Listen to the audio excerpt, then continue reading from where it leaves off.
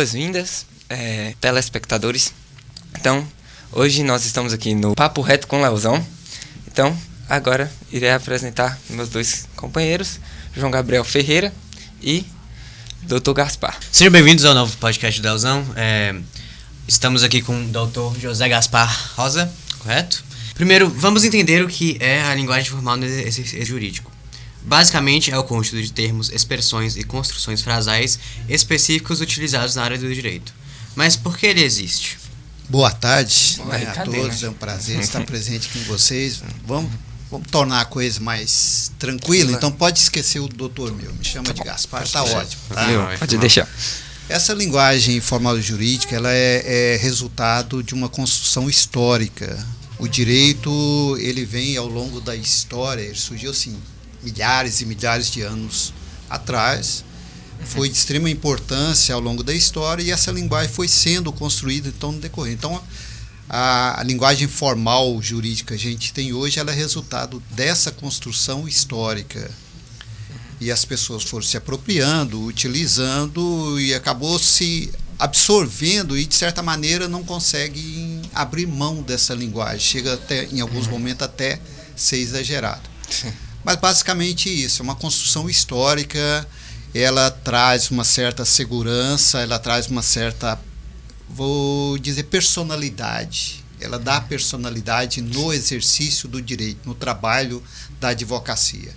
Então, essa linguagem é mais por isso. Formal, e aí é né? interessante até contar para vocês o seguinte.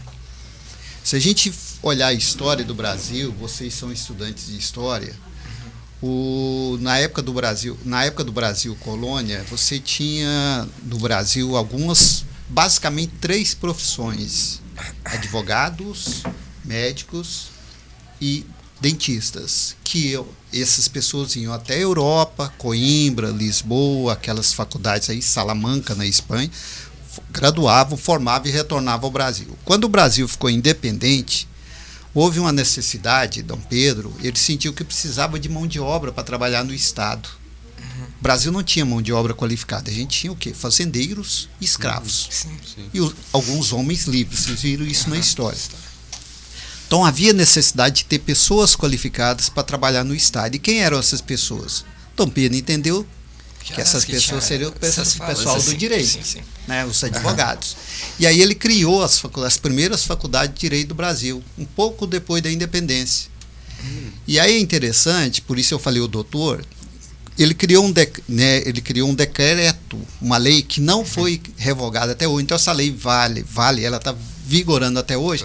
Nesse decreto ele criou os primeiros cursos jurídicos do Brasil, as primeiras faculdades, que foi uma em Recife, na época era Olinda, e outra em São Paulo. E ele autorizou que o advogado pudesse usar um termo de doutor. Então vocês me chamam de doutor, em decorrência Dom Pedro, por causa desse decreto. Interessante. Exatamente. Sim. Por isso que a gente usa doutor. Então, muitas vezes fala, você é doutor, mas você não tem doutorado. É porque o Dom Pedro autorizou. Então, se um dia a Câmara dos Deputados resolver revogar essa lei, acabou o doutor para advogado. Só chama de Gaspar. Eu estou contando isso para mostrar, então, né, uma introdução para ver. Então, essa linguagem jurídica nossa, o termo doutor, isso é tudo fruto de uma construção histórica. Ela vem ao longo dos anos. Né? A gente utiliza por isso. Compreenderam? Sim. Ô, doutor Gaspar, agora uma dúvida minha mesmo. Você acha que se fosse alguma linguagem mais informal, ia valer assim ou não? Tipo, como que eu posso dizer? Se você chegasse lá e falasse assim, qual é, mano? Ele não fez isso por causa disso. Não ia, né? Não ia bater. Ou você acha que poderia ser uma linguagem assim, mais informal? Não, eu defendo uma linguagem formal. Mais respeito, né? Mais respeito. Né? Mas não pode ser também exagerada. É uma linguagem formal, de maneira que qualquer pessoa possa entender essa linguagem. Firme, mas né? Não pode ser uma linguagem muito relaxada. Porque se for uma linguagem muito relaxada, ela perde. O que acontece com a linguagem? Quando eu falo relaxada, é no sentido de uma linguagem mais informal, aberta. E essa linguagem, ela existe uma criação de palavras muito rápida. Né? Então, assim, a linguagem informal, eu poderia citar algumas palavras para vocês e vocês me dizerem palavras que eu não sei. Eu falo, não sei o que significa. Essa linguagem informal leva a isso. E se você tem uma linguagem muito informal, o que acontece? Essa criação de palavras pode prejudicar o trabalho jurídico, ou seja, o trabalho do advogado, o trabalho do juiz. Então tem que ser uma linguagem formal, uma linguagem com uma certa segurança, mas também não pode ser uma linguagem exagerada, como acontece. Então tem que ser nem tanto lá, nem tanto aqui. Tem que ser um meio termo. Tem que ter uma certa segurança que pode ser. Obrigado pela resposta, doutor Gaspar. Achei muito interessante. Eu achava que era por mais questão só de respeito. Eu não sabia de toda essa história. Dessa história de doutor. Eu achava... de Dom Pedro, que ele criou lá em Olinda, né? Pra poder te chamar. Então, Dom Pedro que...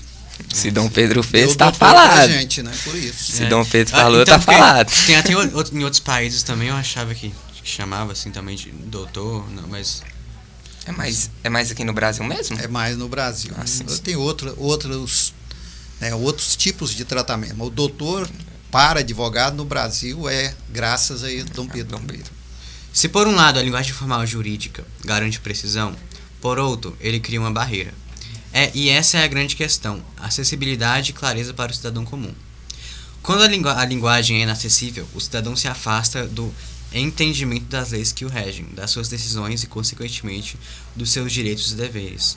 Isso afeta diretamente o exercício de cidadania. Imagine um contrato de aluguel cheio de termos como pacta sunt servanda, benfeitores voluptuárias ou rescisão por mútuo consentimento. Como um cidadão comum, sem formação jurídica, lida com isso? Ele precisa de um tradutor para entender algo tão importante para a sua vida. Exatamente, por isso que eu falei, né? Você tem que ter uma linguagem formal, mas é uma linguagem formal acessível a toda a população, não pode ser exagerada. Tá? Então tem que ter um meio termo aí. Não pode ser muito relaxado, mas também não pode ser muito formal. Né? Sim. Por exemplo, você citou o Pacta Sunt Servanda, né? Os contratos, Pacta Sunt Servanda, a tradução é cumprimento dos contratos. E aí, voltando um pouco na questão histórica que eu comentei com vocês, e para mostrar também como essa linguagem ela vem ao longo dos anos, ao longo da história. Se vocês lembram da aula de história de vocês, na Idade Média a gente tinha basicamente algumas classes sociais, né? Você tinha os senhores feudais e você tinha os servos, só as duas. Ou você era pobre, ralava e trabalhava sendo servo, ou você era senhor feudal, que eram os nobres. E se você lembra da Idade Média, você não tinha a existência do Estado. Existia o quê? Alguns feudos, né? E os feudos eram autossuficientes. E o feudo tinha a mão de obra dos servos.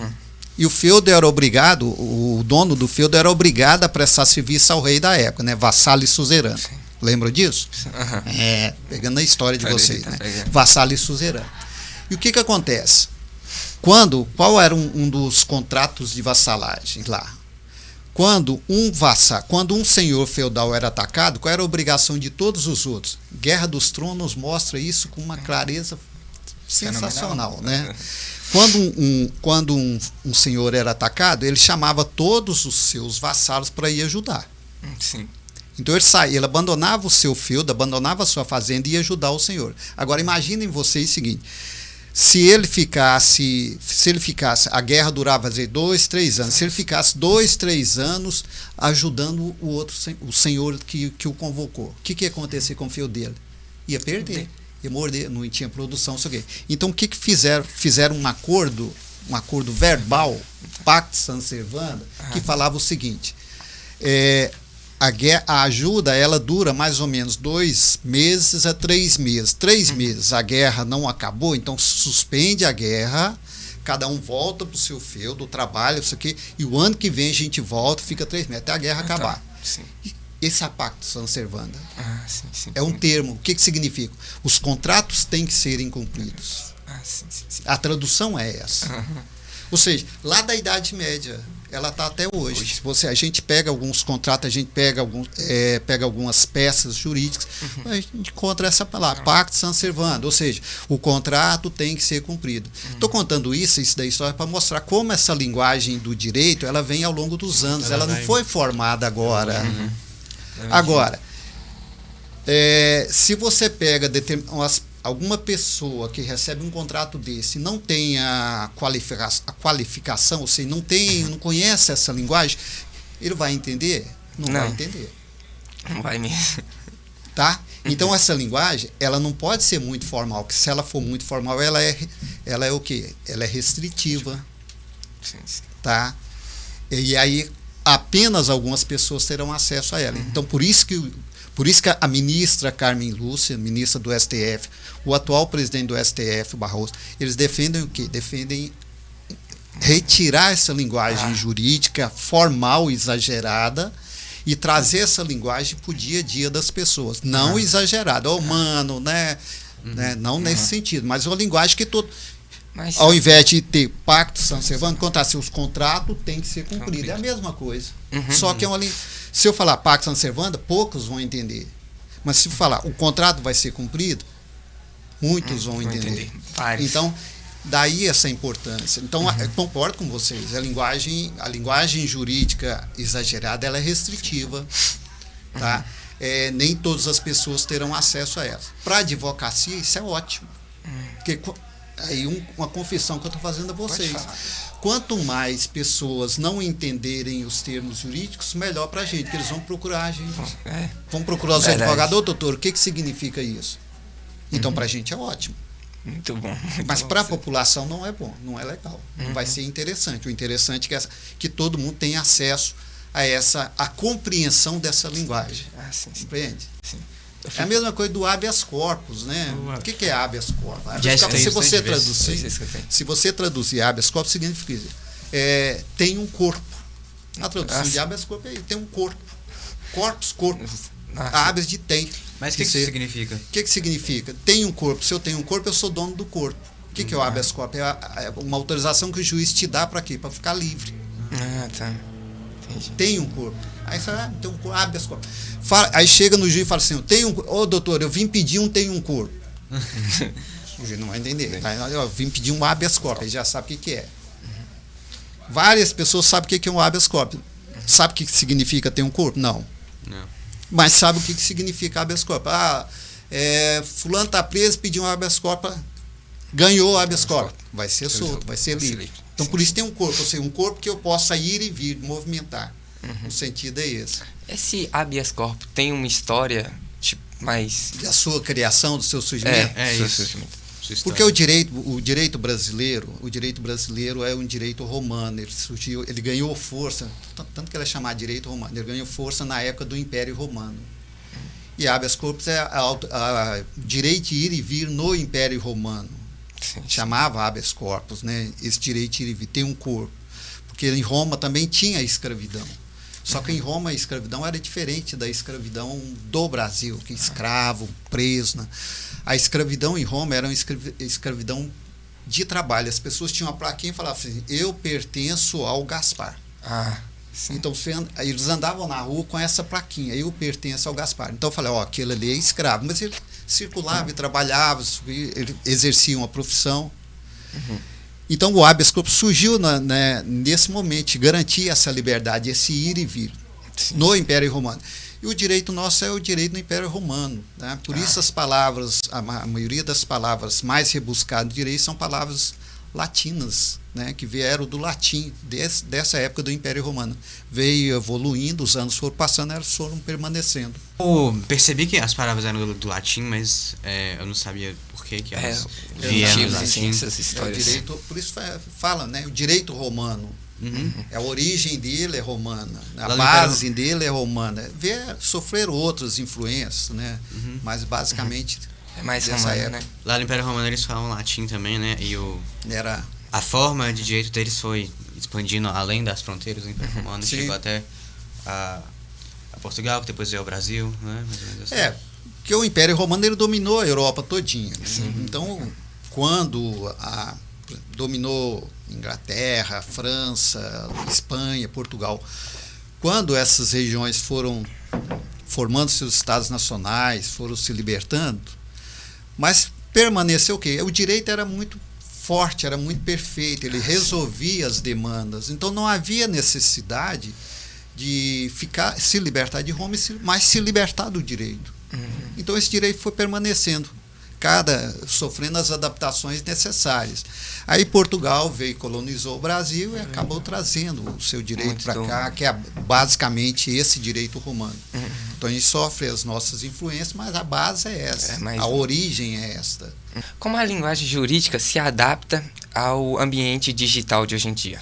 Essa é a grande demanda, é a grande dificuldade que a gente tem hoje. Porque o ambiente digital ele não tem controle, ele é um ambiente livre. E eu sou conselheiro estadual da OAB, conselheiro da OAB de Minas Gerais. E um dos grandes debates que a gente faz no nosso conselho estadual é isso, como adequar o direito ao ambiente digital. Não é só na questão da linguagem, não, na questão da linguagem, na questão da postura, porque a advocacia, o advogado, ele tem um código de ética, ele tem um código de postura, ele não pode ter determinadas atitudes que são consideradas infrações e esse advogado é punido, ele vai sofrer um processo interno, administrativo, vai ser punido. E no ambiente digital a gente não tem controle sobre isso e não tem controle sobre a linguagem. Então, na maioria das vezes, a linguagem no ambiente digital ela não é uma linguagem formal. Sim. E ela é informal e às vezes chega a ser informal demais. Agora, o mais grave dessa linguagem no ambiente digital é que você não tem um controle da veracidade dessa linguagem. Então, as fake news, né, são exemplos disso. Né? Mas no ambiente jurídico você tem. Agora, a gente tem que proibir? Não tem como proibir. É um caminho sem volta. Sim, sim. Então esse é o nosso dilema, esse é o dilema da OAB, esse é o dilema do Conselho Estadual da OAB, do Conselho Federal, como resolver essa demanda, ou seja, como tornar essa linguagem no ambiente digital, tornar uma linguagem séria, mas séria no sentido de seriedade, no sentido de ser verdadeira, não ser mentirosa, porque a linguagem no ambiente digital, muitas vezes quem recebe essa linguagem ele não consegue perceber se ela é verdadeira ou não. E uma mentira se torna verdade. E essa verdade, muitas vezes, ela pode provocar um dano que é irreversível. Pode levar, temos exemplos disso, pode levar, inclusive, à morte. A morte, a óbito. Então, isso é um dilema. A sua pergunta é muito interessante nesse aspecto. É um dilema e eu vou te ser sincero, a gente não consegue resolver isso ainda. Eu acho, aí é uma opinião pessoal, que a gente vai passar por isso que vocês estão fazendo, pelo processo da educação. Sim. A escola é que vai resolver isso. E aí, quando alguns de vocês se tornarem profissionais do direito, operadores do direito, vocês já vão ter essa consciência, já vão usar essa linguagem no ambiente digital com certeza, com segurança, com seriedade. Sim. Porque hoje a gente não tem controle e é muito difícil e a perspectiva de ter esse controle a curto prazo, ela praticamente não existe. Sim. O senhor acredita que a linguagem do direito deveria ser ensinada de forma mais clara, já na escola, para aproximar o cidadão comum das leis? Com certeza. Como o senhor já estava falando. Com certeza, ela tem que ser ensinada não somente a linguagem e principalmente o direito. Tanto que existe um movimento na OAB de Minas Gerais chamado Direito na Escola, que é basicamente essa pergunta sua, que é levar esse direito para a sala de aula, para as escolas, mediante palestras, a inserção de algumas matérias nas grades curriculares, né? Nas novas diretrizes curriculares já traz isso. Por exemplo, vou dar um exemplo concreto para você. Direito consumidor. Direito consumidor já tem que estar na grade da escola. Né? Porque todos vocês são consumidores. Existem direitos fundamentais que às vezes vocês não sabem. E você conhecendo isso, você vai levar para sua família, vai levar para seus amigos. O consumidor, o respeito vai ser diferente. Então, é necessário que esse direito seja inserido na grade curricular na escola. E principalmente isso, né? Falou muito bem. Que seja uma linguagem acessível a todas as pessoas. Que não seja tão formal. Não adianta eu chegar lá na escola e falar de habeas corpus, pax sunt servanda, né? Indubio pro réu. Não adianta eu levar essa linguagem para você. Tem que ser uma linguagem para todas as pessoas. Você disse das palestras e adicionar mais matérias assim. Mas você acha que tem outras coisas ou só essas duas assim já ia resolver muita coisa? Não. Isso seria um ponto de partida somente. Tá? Entendi. O direito tem que democratizar o direito. O direito, daí essa questão da linguagem, né, aquilo que vocês perguntaram e que eu falei. A questão da linguagem formal, muito formal, que ela fica restrita a algumas pessoas. Não pode ser assim. Sim. Então a escola tem um papel importante nisso aí. Não é só, eu citei direito de consumidor, mas todos os aspectos do direito são importantes. Importantes, né? Né?